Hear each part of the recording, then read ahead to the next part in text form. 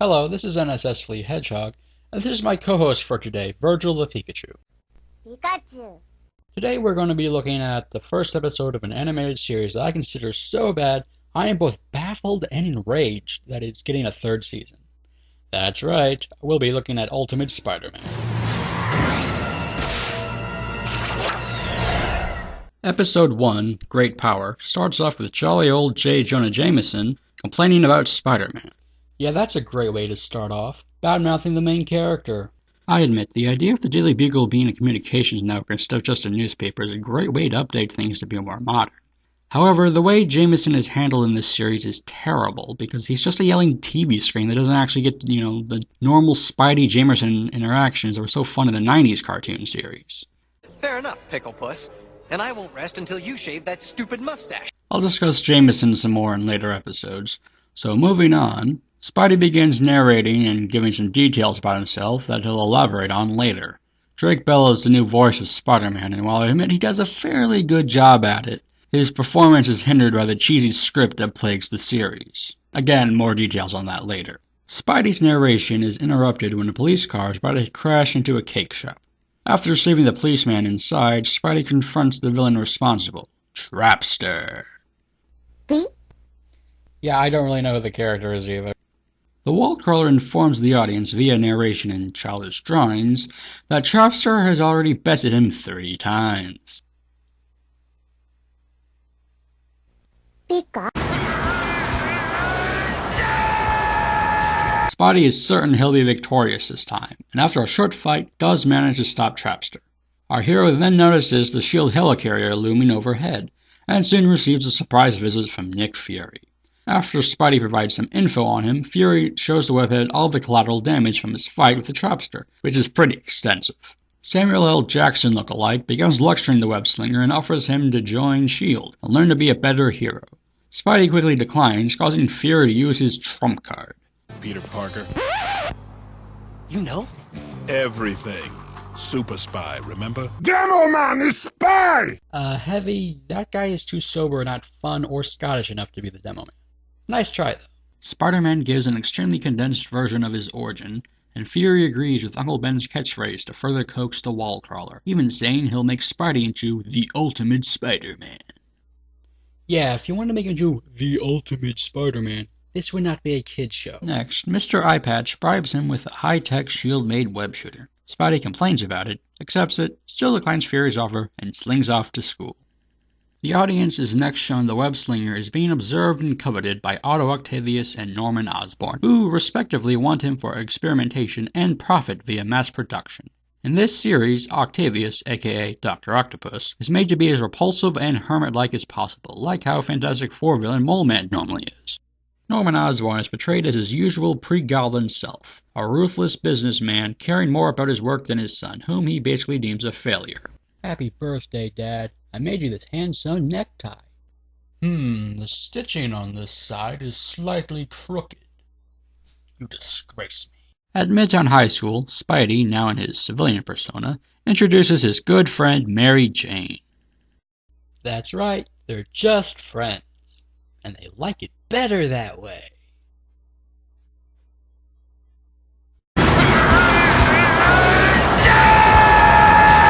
In this series, MJ is also interested in journalism instead of acting, which I guess is a safer career choice. I don't mind this change, but I still prefer her usual actress role because it suits her usual personality, which isn't in this series.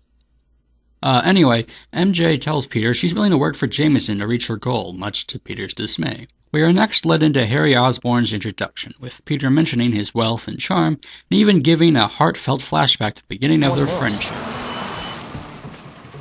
Hey, Peter Parker. Yeah? It's me, Harry Osborn, from school. Get in. This lovely flashback is ended when Peter's tormentor, Flash Thompson, arrives to shove Peter into his own locker. Do people still do that nowadays? I mean, it never happened at my high school. Pika, Pika. You went to high school? While Peter would love to give Flash a taste of his own medicine, Peter knows that would be immoral and puts up with the torment. Fortunately, Pete is saved by Stan Lee. Yeah, Stan Lee makes regular cameos in the series as a janitor. Shame he doesn't clean up the cheese that's all over the script, but he's probably too busy selling hot dogs and getting hit on by supermodels in his other cameos. After an amusing cameo, lunchtime gets ruined by none other than The Frightful Four. There's only 3 of you? Okay, the Frightful Four are a varying quartet of Fantastic Four villains. This version contains Wizard, Claw, Thundra, and the earlier defeated Trapster, all of which are regular members of the Frightful Four. As for why they're in this cartoon... I have no idea! Wizard reveals Trapster placed a tracer on Spidey and that they've tracked him to Midtown High. Peter manages to slip away and change into his costume and begins fighting the remaining 3/4 of the Frightful Four. During the battle, which manages to drag on, Harry gets injured and Spidey pranks Flash. Now what? Wait for my signal. Jump out and we'll surround them. Remember, wait for my signal.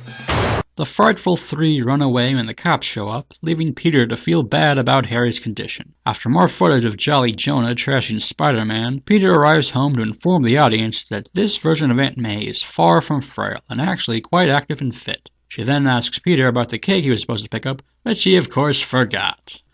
Remember, never ever ask Peter Parker to pick up a cake, or do any other sort of errand. During a dissociative identity disorder moment, Peter decides he could really benefit from some SHIELD training. After managing to reach the helicarrier and almost getting killed by its security system, Spidey is greeted by Nick Fury. Welcome to S.H.I.E.L.D., Spider-Man. Hope you survived the experience. To be continued. And that's the end of the first episode. While that probably consists of the first 2 episodes, I'll go over episode 2 next time. As for how episode 1 holds up, I'd say it's a fairly good episode.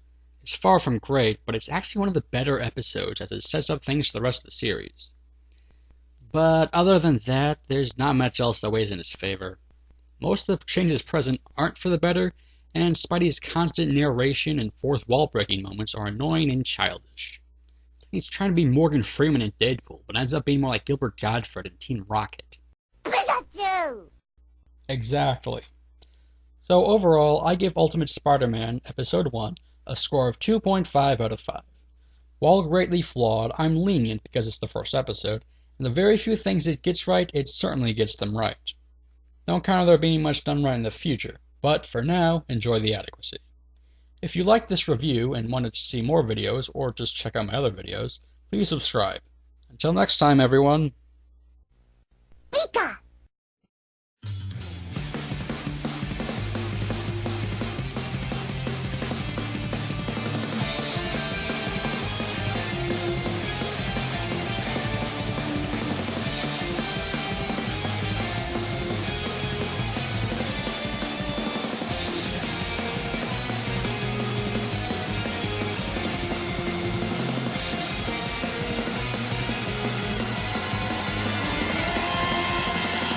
Spy is not our spy!